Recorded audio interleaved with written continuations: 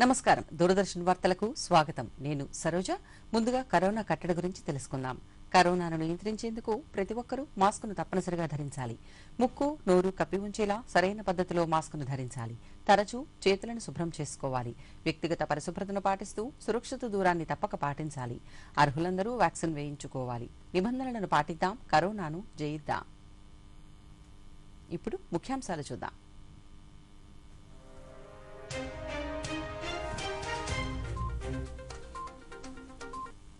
నేడు తిరుపతికి రానున్న బీజేపీ జాతీయ అధ్యక్షుడు రేపు శ్రీకాళహస్తిలో బహిరంగ సభ జేపీ నడ్డా పర్యటనకు విస్తృత ఏర్పాట్లు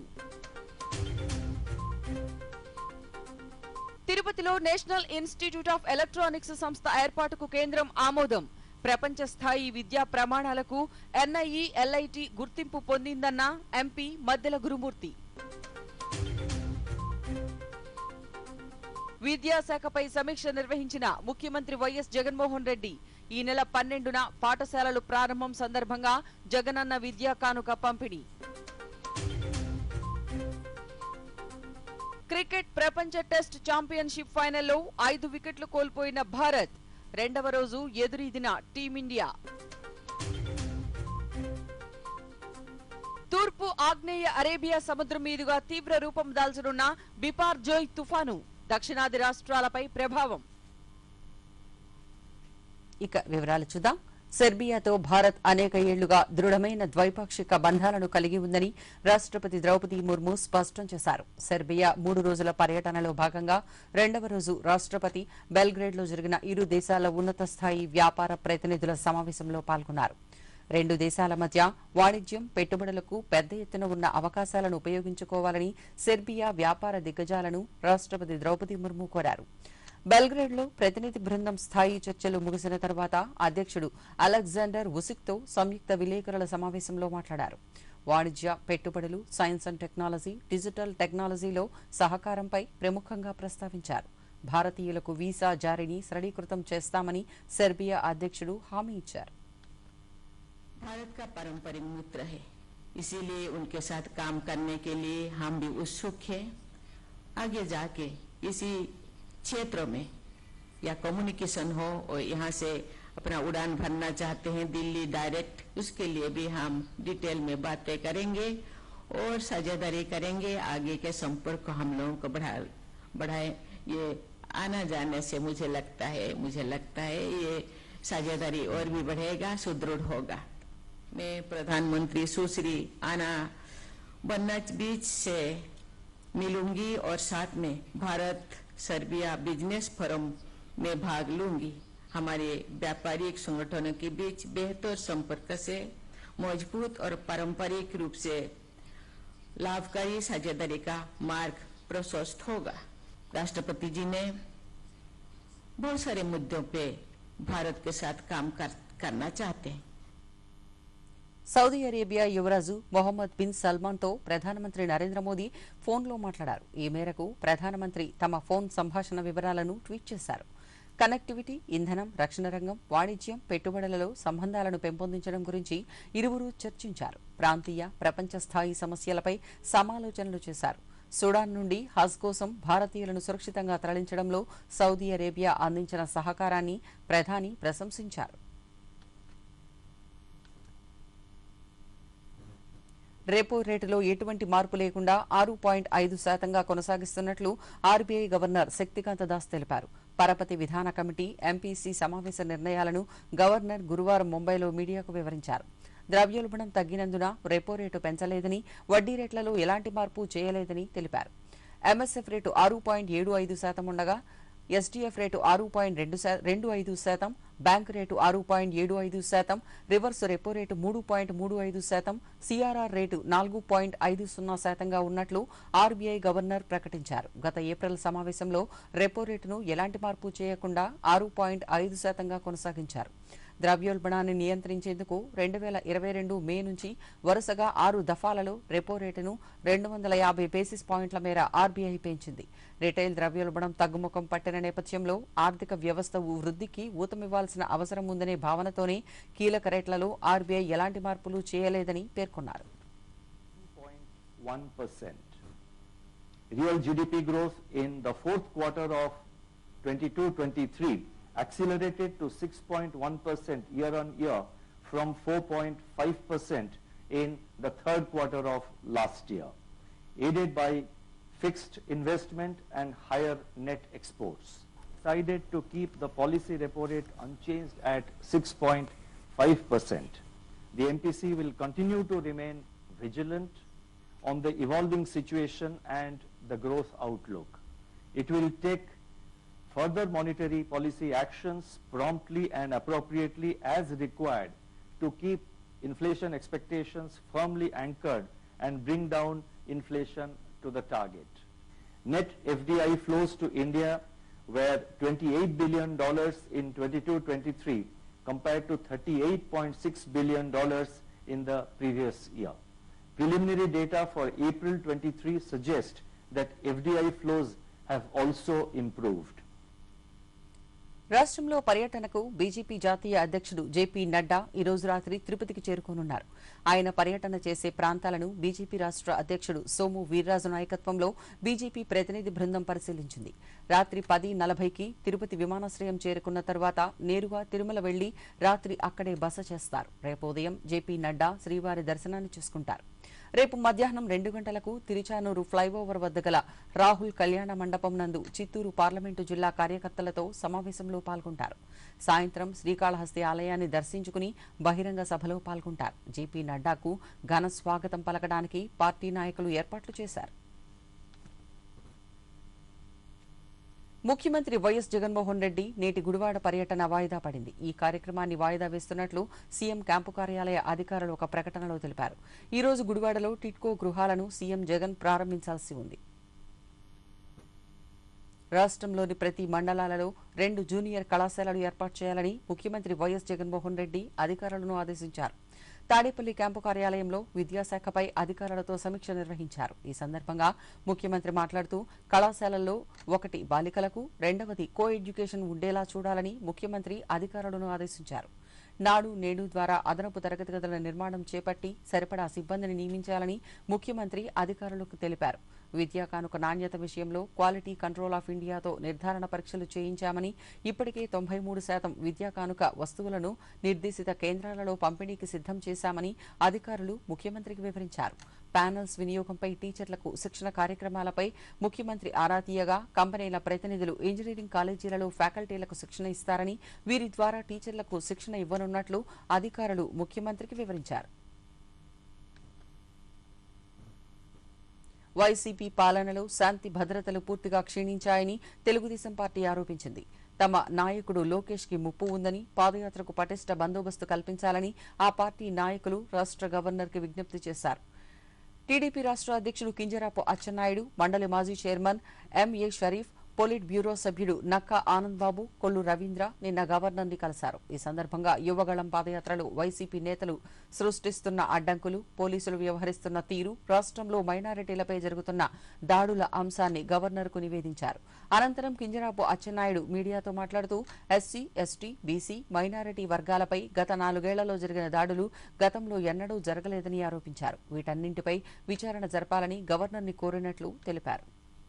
లోకేష్ బాబు గారు రాయలసీమలో పాదయాత్ర ప్రారంభించినప్పటి నుంచి ముస్లిం మైనారిటీ సోదరీ పనులపైన జరిగినటువంటి దాడిని, అన్ని అంశాలని గవర్నర్ గారి దృష్టిలో పెట్టాం. అబ్దుల్ సలాం ఇష్యూ నుంచి ఆయన ఒక్క రాయలసీమలోనే 50 ఇన్సిడెంట్లు ఒక్క ముస్లిం మైనారిటీ సోదరుల మీద జరిగాయి. అది కేసు వారీగా ప్రతి విషయాన్ని ఆయన దృష్టిలో పెట్టామని చెప్పి ఈ సందర్భంగా తెలియజేస్తున్నాను. 4.5 సంవత్సరాలు వెనక్కి ఒకసారి వెళ్తే ఆంధ్రప్రదేశ్ రాష్ట్రంలో వైసీపీ ప్రభుత్వం వచ్చిన తర్వాత, జగన్మోహన్ రెడ్డి వచ్చిన తర్వాత శాంతి భద్రతలు పూర్తిగా ఈ రాష్ట్రంలో కుంటుపడ్డాయని చెప్పి తెలియజేస్తున్నాను. ప్రజాస్వామ్యం లేదు, వాక్ చాతుర్యం లేదు, కనీసం మాట్లాడే నైతిక హక్కు కూడా లేకుండా ఈ రాష్ట్రంలో శాంతి భద్రతలు క్షీణించినటువంటి విషయాన్ని ఈ సందర్భంగా గుర్తు చేస్తున్నాను. తిరుపతిలో national institute of electronics information technology ఏర్పాటుకు కేంద్ర ప్రభుత్వం ఆమోదం తెలపడం సంతోషంగా ఉందని తిరుపతి ఎంపీ గురుమూర్తి అన్నారు. ఈ సందర్భంగా తిరుపతి వైసీపీ కార్యాలయంలో ఆయన మీడియాతో మాట్లాడుతూ మానవ వనరుల అభివృద్ధికి దోహదపడే కోర్సులు అందించడం, ప్రపంచ స్థాయి విద్యా ప్రమాణ శిక్షణ గుర్తింపు సేవలను అందించడంలో ఇన్ఫర్మేషన్, ఎలక్ట్రానిక్స్, కమ్యూనికేషన్ టెక్నాలజీ ఎంతగానో ఉపయోగపడుతుందన్నారు. శ్రీ వెంకటేశ్వర యూనివర్సిటీలో ఈ కేంద్రం ఏర్పాటు చేసేందుకు 6,41,00,00,000 రూపాయలు కేంద్రం మంజూరు చేయనుందన్నారు. అందులో మొదటి విడతగా 2,54,00,00,000 రూపాయలు విడుదల చేసిందని ఎంపీ వివరించారు. ఐటీ మినిస్టర్ అశ్విని వైష్ణవ్ గారు మరియు ఆ కమిటీ చైర్మన్ అరుణ్ పీపుల్ గారు మొన్న 17వ తేదీ దీనికి ఆమోద ముద్ర వేసి నిన్న అధికారికంగా ఆదేశాలు జారీ చేశారు. సో ఈ నైలెట్ వల్ల ఎలాంటి ఉపయోగాలు ఉంటాయంటే, మామూలుగా ఐటీ అండ్ ఎలక్ట్రానిక్స్ సంబంధించి అడ్వాన్స్డ్ కోర్సులు, అలాగే బీటెక్, ఎంటెక్ చేసినటువంటి స్టూడెంట్స్కి స్కిల్ అప్ చేయడం ద్వారా పోటీ ప్రపంచానికి సరిపడే విధంగా నైపుణ్యతని వాళ్ళు సాధించేదానికి ఈ ఇన్స్టిట్యూట్ కృషి చేస్తుంది.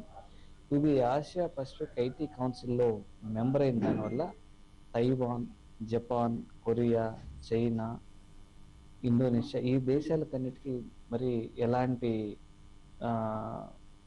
ఎగ్జామ్స్ ఏం లేకుండా కూడా డైరెక్ట్గా జాబ్స్కి అప్పేరగలిగే విధంగా ఈ ఇన్స్టిట్యూట్లో అభ్యర్థుల్ని ట్రైన్ చేయడం జరుగుతుంది. సో దీన్ని మన తిరుపతి ప్రాంత విద్యార్థులు కానీ అలాగే నిరుద్యోగులు కానీ యూటిలైజ్ చేసుకొని సో మీ బంగారు భవిష్యత్తుకి బాటలు వేసుకుంటారని మనస్ఫూర్తిగా ఆశిస్తున్నాం. ఆంధ్రప్రదేశ్ రాష్ట్రానికి చెందిన ప్రభుత్వాలు పేదల కోసం పనిచేయడం లేదని బీజేపీ ఉత్తర ముంబై పార్లమెంటు సభ్యులు మనోజ్ కోటక్ అన్నారు. బీజేపీ 9 ఏళ్ల పాలన పూర్తి చేసుకున్న సందర్భంగా కేంద్ర ప్రభుత్వం పథకాల అమలు తీరును పరిశీలించేందుకు ఏలూరులోని పోనంగి రోడ్డులో ఉన్న టిడ్కో ఇళ్లను ఆయన సందర్శించారు. అసంపూర్తిగా ఉన్న గృహాలను ఆయన పరిశీలించారు. అనంతరం మనోజ్ కోటక్ మీడియాతో మాట్లాడుతూ పేదల నుంచి లక్షల రూపాయలు వసూలు చేసి ఇళ్లను ఇంతవరకు ఇవ్వకపోవడం సరికాదన్నారు. ప్రస్తుత ప్రభుత్వాలు టిడ్కో ఇళ్ల నిర్మాణాలు పూర్తి చేయలేదన్నారు. ఇప్పటికైనా రాష్ట్ర ప్రభుత్వం చొరవ తీసుకుని ఈ గృహాల నిర్మాణాలు పూర్తి చేసి పేదలకు అందజేయాలని ఆయన సూచించారు. 50,000 with the government, but still houses are in incomplete states from 2018. We demand the completion of these projects and handing over these houses to the poor people, whoever the beneficiaries decided by that time government. Both the government, TDP and YCP, has not worked for the people. This is an example how they work for the people, and we demand fullest inquiry of this project. గ్రామీణ ప్రాంతాల నుంచి పట్టణాలకు వచ్చే వలసలను నివారించేందుకు మహాత్మాగాంధీ జాతీయ గ్రామీణ ఉపాధి హామీ పథకాన్ని కేంద్ర ప్రభుత్వం అమలు చేస్తోంది. ఉపాధి అవకాశాల కోసం పట్టణాలకు వచ్చే వారికి గ్రామాలలోనే పని కల్పించి వారికి ఆహార భద్రతను కల్పించే లక్ష్యంతో ఈ పథకాన్ని కేంద్రం అమలు చేస్తోంది. కరువు జిల్లాగా పిలువబడుతున్న అనంతపురం జిల్లాలో ఈ పథకం కింద 1,00,000 మందికి పైగా ఉపాధి పొందుతున్నారు. ఆ వివరాలను ఇప్పుడు చూద్దాం. దేశంలోని పేదరికాన్ని రూపుమాపి ఆహార భద్రతను కల్పించేందుకు 1977లో పనికి ఆహార పథకంగా ఈ పథకం ప్రారంభమైంది. తరువాత కాలంలో అనేక సవరణలతో 2006లో జాతీయ గ్రామీణ ఉపాధి హామీ చట్టంగా రూపొందింది. ఈ చట్టం ప్రకారం పని చేయడానికి సిద్ధంగా ఉన్న వారికి పని కల్పిస్తూ గ్రామీణ ప్రాంతాల్లో నైపుణ్యం లేని వారిని గుర్తించి వారికి 100 రోజులు కనీస పని దినాలు కల్పిస్తుంది. ఇప్పటి వరకు దేశంలో ఈ పథకం కింద 14,88,00,000 మంది జాబ్ కార్డులు పొందారు. ఈ పథకం అమలుకు కేంద్రం 2022-23 బడ్జెట్లో 73,000 కోట్లు, 2023-24 బడ్జెట్లో 60,000 కోట్ల రూపాయలు కేటాయించింది. అనంతపురం జిల్లా వ్యాప్తంగా మహాత్మాగాంధీ జాతీయ ఉపాధి హామీ పథకం కింద సుమారు ప్రతిరోజు 1,28,000 మంది కూలీలు పనిచేస్తున్నారు. ఈ సంవత్సరంలో కేవలం ఏప్రిల్, మే 2 నెలల్లోనే 38,77,000 పని దినములు పూర్తయ్యాయి. సుమారు 2,62,000 జాబ్ కార్డులు అధికారులు మంజూరు చేశారు. గుత్తి క్లస్టర్ పరిధిలోని గుత్తి, పామిడి, పెద్ద వడుగురు, గార్లదిన్న, సింగడమల, గుంతకల్లు, వజ్ర కరూర్ మండలాల పరిధిలో ప్రతిరోజు 27,249 మంది పనిచేస్తున్నారు. కేవలం గుత్తి మండలంలోనే రోజు 5,000 మంది పనిచేస్తున్నారు. ఈ పథకం ద్వారా గ్రామంలో ఎంతో మంది ఉపాధి పొందుతున్నారని, ఈ పనులకు ముందు ఉపాధి కోసం వేరే ప్రాంతాలకు వలసలు వెళ్లేవాళ్లమని జక్కల చెరువు గ్రామ ప్రజలు చెప్తున్నారు. ఉపాధి పనులు చేస్తున్నాం సార్. మేము రోజు జక్కల చెరువు గ్రామంలోనే రోజు ఉపాధి కింద పనిపోతున్నాం సార్. రోజు కూలి 200 రూపాయలు అమౌంట్ వస్తుంది సార్. గత రోజుల్లో మేము వేరే ఊర్లకి వలస పోయి పండుపోతున్నాం సార్. ఇప్పుడు ఉపాధి పనులు వచ్చినాక ఇప్పుడు వేరే ఊరికి పోవడం లేదు సార్. సొంత ఊర్లోనే పని చేసుకుంటున్నాం సార్. ఈ ఉపాధి పని చాలా ఉపయోగపడుతుంది సార్. ఇక్కడ ఉపాధి హామీ పనుల వల్ల మాకు చాలా ఉపయోగం జరుగుతుంది. మాకు రోజువారీ కూలి 272 రూపాయలు కూలీ వస్తుంది సార్. మాకు 100 రోజులకు గాను 27,200 రూపాయల అమౌంట్ వస్తుంది. ఈ పనిలో ఇంతకుముందు మేము వేరే ఊరికి వలస పోతున్నాము. ఇప్పుడు అట్లా పోవడం లేదు, ఇక్కడే చేసుకుంటున్నాం. మాకు చాలా ఈ ఉపాధి పనుల వల్ల చాలా ఉపయోగం ఉంది. సోమవారం నుంచి శనివారం వరకు మేము రోజు వస్తాం సార్. ఉదయం 6 గంటలకే ఇక్కడ ఉపాధి పనులకు వచ్చేసి 11:30 వరకు పనులు చేసుకొని వెళ్తాం సార్. జిల్లాలోని గుత్తి మండలం జక్కల చెరువు గ్రామంలో మహాత్మా గాంధీ జాతీయ ఉపాధి హామీ పథకం సమర్థవంతంగా అమలవుతుంది. గ్రామాల్లో చేపట్టిన అభివృద్ధి పనులు, చెరువుల్లో పూడిక తీత, ఫామ్ పాండ్, పొలాల్లో నీటి గుంతలు ఏర్పాటు, రోడ్ల నిర్మాణం, చెట్లు నాటడం వంటి పనుల్లో ఈ పథకం కింద ఉపాధిని కల్పిస్తున్నారు. ఫామ్ పాండ్లు నిర్మాణం ద్వారా వ్యవసాయ బోలలో నీటి శాతం పెరిగిందని, నీటి గుంతలు ఏర్పాటు చేయడం ద్వారా మూగ జీవాలకు ఎంతో ఉపయోగంగా ఉంటుంది. కరువు పనుల నిమిత్తం తమకు వారంలో 6 రోజులు పని ఉంటుందని, రోజు కూలీ 272 రూపాయలు ఇస్తున్నారన్నారు. 100 రోజులకు 27,200 రూపాయలు సంపాదిస్తున్నామని జక్కల చెరువు గ్రామం ప్రజలు చెప్తున్నారు. తాము ఇతర ప్రాంతాలకు వలసలు వెళ్లకుండా గ్రామంలోనే ఉపాధి దొరుకుతుండటంతో సంతోషంగా పనులు చేసుకుంటున్నామని పథకం లబ్ధిదారులు దూరదర్శన్కు తెలిపారు. మాకు జాబ్ కార్డు వచ్చింది. ఉపాధి హామీ పథకం కింద రోజు కరువు పనికి వస్తాము. సోమవారం నుండి శనివారం వరకు 6 గంటలకు వచ్చి 11 గంటలకి వెళ్తాము. మాకు రోజు కూలీ 272 రూపాయలు వస్తుంది. దీనివల్ల మేము ఇంట్లో పిల్లల చదువులకు, ఆరోగ్య సమస్యలకు ఉపయోగపడుతుంది. గతంలో మేము మా ఊరిలో ఉపాధి హామీ పథకం లేక వేరే ఊర్లకు వలస వెళ్ళి పనులు చేసుకుంటుండే వాళ్ళము. ఇప్పుడు ఆ సమస్య లేదు. మా ఊర్లోనే పని కల్పించినారు. మాకు ఈ ఉపాధి హామీ పని కల్పించినందుకు మా ఇంట్లో కుటుంబ సభ్యులు, మా పిల్లల చదువులకు, మా కుటుంబానికి, సంఘాలకి, ఆరోగ్యంకి డబ్బులు సరిపోతుంది. మేము వేరే ఊరికి వలస మా ఉపాధి హామీ పని పెట్టినందుకు వేరే ఊరికి వలస వెళ్ళకోకుండా మా ఊర్లో పని మేమే చేసుకుంటూ ఉన్నాము, జీవనం సాగిస్తున్నాము. గ్రామాల్లో ప్రజల జీవన ప్రమాణాలు పెంచి వలసలు నివారించాలనే ఉద్దేశంతో అమలు చేస్తున్న మహాత్మా గాంధీ ఉపాధి పథకం లక్షలాది ప్రజలకు జీవనాధారమైంది. ఒకరిపై ఆధారపడకుండా గౌరవంగా బతికే ధైర్యాన్ని ఈ పథకం కల్పిస్తుంది. ఉమ్మడి పశ్చిమ గోదావరి జిల్లా ప్రజా పరిషత్ అధ్యక్షురాలుగా ఘంటా పద్మశ్రీ ఏకగ్రీవంగా ఎన్నికయ్యారు. ఏలూరు జిల్లా ప్రజా పరిషత్ సమావేశపు హాలులో ఉమ్మడి పశ్చిమ గోదావరి జిల్లా పరిషత్ అధ్యక్ష పదవికి జరిగిన ఎన్నికలో మొత్తం 35 మంది జెడ్పీటీసీలు పాల్గొనగా ఘంటా పద్మశ్రీని ఏకగ్రీవంగా ఎన్నుకున్నారు. ఈ మేరకు జిల్లా ఎన్నికల అధికారి జిల్లా కలెక్టర్ వి ప్రసన్న వెంకటేష్ ఆమెకు నియామక పత్రం అందించారు. ఈ సందర్భంగా పద్మశ్రీ మాట్లాడుతూ ఉమ్మడి జిల్లాను అన్ని విధాల అభివృద్ధి కృషి చేస్తానని, త్వరలో జిల్లాలో పర్యటించి సమస్యలు తెలుసుకుని వాటి పరిష్కారానికి తగు చర్యలు తీసుకుంటానన్నారు.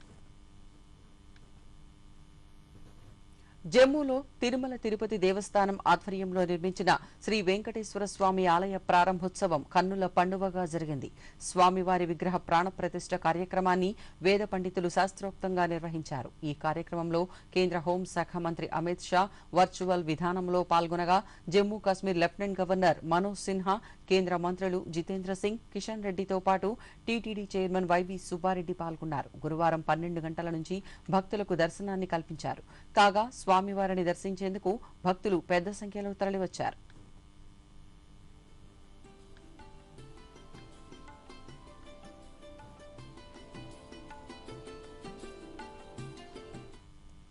దేశవ్యాప్తంగా గత 9 ఏళ్ల మోదీ పాలనలో అంగన్వాడీలను బలోపేతం చేశామని కేంద్ర స్త్రీ శిశు సంక్షేమ శాఖ మంత్రి స్మృతి ఇరానీ తెలిపారు. ప్రధాని పాలనపై మంత్రి గురువారం ఢిల్లీలో మీడియాతో మాట్లాడారు. చిన్నారుల్లో పోషకాహార లోపం నివారణపై గ్రోత్ మానిటరింగ్ సిస్టమ్ను ఏర్పాటు చేయడం జరిగిందన్నారు. అలాగే అంగన్వాడీ కేంద్రాలను స్మార్ట్ ఫోన్లతో అనుసంధానం చేయడం జరిగిందన్నారు. 11 లక్షలకు పైగా అంగన్వాడీలకు అందజేశామని పేర్కొన్నారు. గృహ హింసను ఎదుర్కొనే మహిళలను కాపాడేందుకు వారికి న్యాయ, వైద్య సేవలు అందించేందుకు అధికారులకు విశిష్ట శిక్షణను అందించాము అన్నారు. 4 दशकों से चलने वाली स्कीम में बच्चा सुपोषित है या नहीं उसको प्रमाणित करने के लिए हर आंगनबाड़ी में मेजरिंग डिवाइस की व्यवस्था नहीं थी। प्रधानमंत्री मोदी जी ने न सिर्फ मेजरिंग डिवाइस की व्यवस्था करवाई बल्कि साथ ही हर आंगनबाड़ी को स्मार्टफोन से जोड़ा। आज ये कहने में हमें कतई संकोच नहीं कि देश भर में 11 लाख स्मार्टफोन्स हर आंगनबाड़ी कार्यकर्ता को वितरित हो चुके हैं। ग्रोथ मॉनिटरिंग डिवाइस 12 लाख देश भर में वितरित हो चुके हैं। महिला संगठनों द्वारा ये मांग उठी थी कि investigating officers, prosecution officers, medical officers, specially जो वायलेंस अफेक्टेड हिंसा ग्रहित महिला का संरक्षण करने का जिनके पास दायित्व है उनकी विशिष्ट ट्रेनिंग होनी चाहिए। अब तक भारत सरकार ने ऐसे 25,000 ऑफिशियल्स को ट्रेन किया है।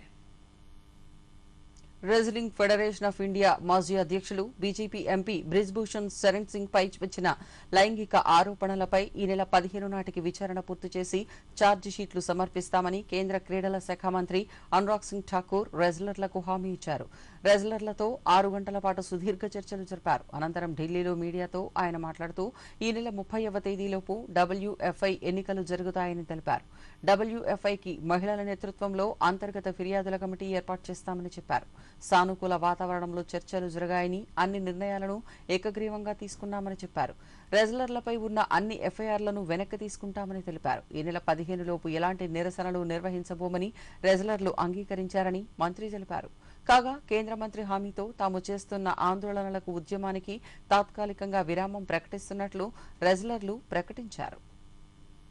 तब तक आईयूए की अडहॉक कमेटी पर 2 कोचेस का नाम प्रस्तावित किया गया है। उसका क्योंकि टेक्निकल भी उसमें दिक्कतें बहुत आती, इसलिए सुझाव दिए गए कि 2 कोचेस को उसके ऊपर रखा जाए उस कमेटी में। और जब रेसलिंग फेडरेशन ऑफ इंडिया के चुनाव हो वो एक अच्छी फेडरेशन के रूप में चले, अच्छे पदाधिकारी उसके चुन के आए, उसके लिए खिलाड़ियों से रायशुमारी हो। सरकार ने बड़े खुले मन के साथ सभी विषयों पर पहले भी और अब भी गंभीरता से बातचीत भी की है। और इन बातों पर क्योंकि अभी सब प्लेयर्स ने भी और कोचेस भी जो आए थे और उनके साथ जो बाकी सदस्य आए थे उन्होंने बहुत पॉजिटिव बातचीत की है और वापस जाकर भी वो अपने समर्थकों के साथ इस बात को रखें। ఆస్ట్రేలియాతో ప్రపంచ టెస్ట్ ఛాంపియన్షిప్ WTC ఫైనల్లో భారత్ ఎదురెదుతోంది. ఆస్ట్రేలియాకు 469 పరుగుల భారీ స్కోరు సమర్పించుకున్న భారత్ అనంతరం తొలి ఇన్నింగ్స్ ఆరంభించి రెండవ రోజు ఆట ఆఖరకు 5 వికెట్ల నష్టానికి 151 వద్ద నిలిచింది. టాప్ ఆర్డర్ వైఫల్యంతో ఒక దశలో 4 వికెట్లు కోల్పోయి పీకల్లోతు కష్టాలలో పడ్డ జట్టును జడేజా, రహానే ఆదుకున్నారు. ఆట చివరికి రహానేకు తోడుగా ఆంధ్ర అబ్బాయి వికెట్ కీపర్ శ్రీకర్ భారత్ క్రీజ్లో ఉన్నాడు. ఇంకా 318 పరుగులు వెనుకబడి ఉన్న భారత్ ఫాలో ఆన్ తప్పించుకోవాలంటే మరో 119 పరుగులు చేయాలి. అతి తీవ్రమైన తుఫాను బిపార్జోయ్ తూర్పు మధ్య అరేబియా సముద్రం మీదుగా గోవా వైపు కదులుతోందని వాతావరణ శాఖ వెల్లడించింది. పశ్చిమ నైరుతి దిశగా 840 కిలోమీటర్లు, ముంబైకి పశ్చిమ నైరుతి దిశలో 870 కిలోమీటర్లు ప్రయాణిస్తూ తదుపరి 36 గంటలలో క్రమంగా మరింత తీవ్రమవుతుందని వాతావరణ శాఖ అంచనా. 2 రోజుల్లో దాదాపు ఉత్తర వాయువ్య దిశగా కదులుతుంది. దీని ప్రభావం దక్షిణాది రాష్ట్రాలపై ఉంటుందని వాతావరణ శాఖ అధికారులు పేర్కొన్నారు. బిపార్జోయ్ తుఫాను ప్రభావంతో కర్ణాటక, గోవా, మహారాష్ట్ర తీరాల వెంబడి గంటకు 35 నుంచి 45 కిలోమీటర్ల వేగంతో గాలులు వీచే అవకాశం ఉందని వాతావరణ శాఖ పేర్కొంది. తుఫాను కారణంగా దక్షిణ అరేబియా సముద్రంలో చేపల వేటను ఈ నెల 12 వరకు నిషేధించినట్లు తెలిపింది. ఈ వార్తలు ఇంతటితో సమాప్తం. నమస్కారం.